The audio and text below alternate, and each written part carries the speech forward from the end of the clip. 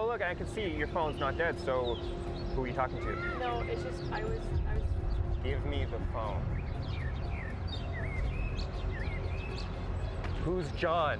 Just give me my phone. Is this what you're up to when you're not answering my calls? Who's John? Just give me my phone.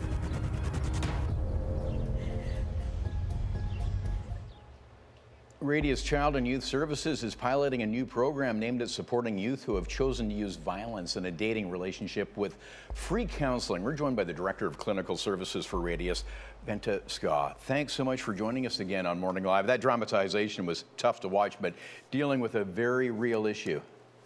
Indeed, yes. And it is, February is actually Teen Dating Violence Awareness Month. And so we're really trying to get the word out, not only about the prevalence of teen dating violence, but about the services that we offer too, because we're really offering services to young folks who are using the violence with the hope that it's going to stop. Yeah.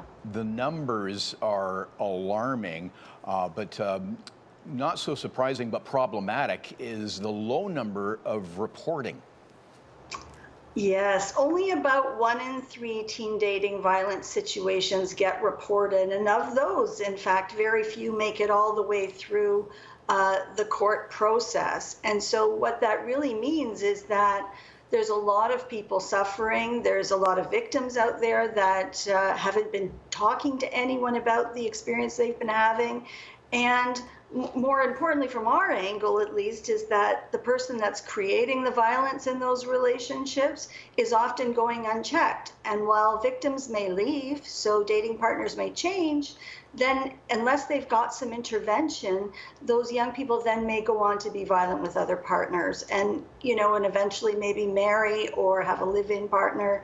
And we know the harm that happens in domestic violence or intimate partner violence relationship situations. This is bound to continue. So yes, intervention is key. So you're offering up free counseling to the abusers. So tell us about the programming. So this is a program that was piloted and funded by Public Safety Canada. And we really believe and we understand that the young people that are using violence often come with a pretty significant trauma history. And so part of that program is a real comprehensive assessment that also looks at their trauma experiences, followed by individual psychotherapy for as long as they need it. So there's no cap. Many of these young people may be with us 1 year, 1.5 years with weekly psychotherapy because, nobody is born growing up. They want to grow up and be violent with their dating partners. And so it takes some time to really undo some of the messaging that they hear, maybe in their own families, from society at large. And so it's a really intensive kind of program we're offering. And when we say violence, I mean, this is coming in all facets as well. It's not just physical violence. Indeed. And in teen dating violence, commonly, there's sort of a continuum of violence. At the one end, you may see a partner being very controlling around social media, for example, or isolating their partner from particular friends. And it runs the gamut all the way to very perhaps even lethal physical violence. And so we've got the whole range in there.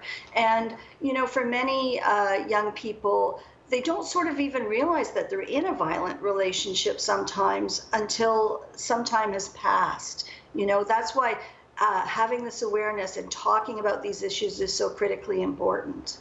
It's so important to get that out there and make these programs available. And again, this is free counseling. We will link up all the socials and website for Radius Child and Youth Services for more information on this. As always, good to see you, Bente Skau. And you, Bob. Thank you.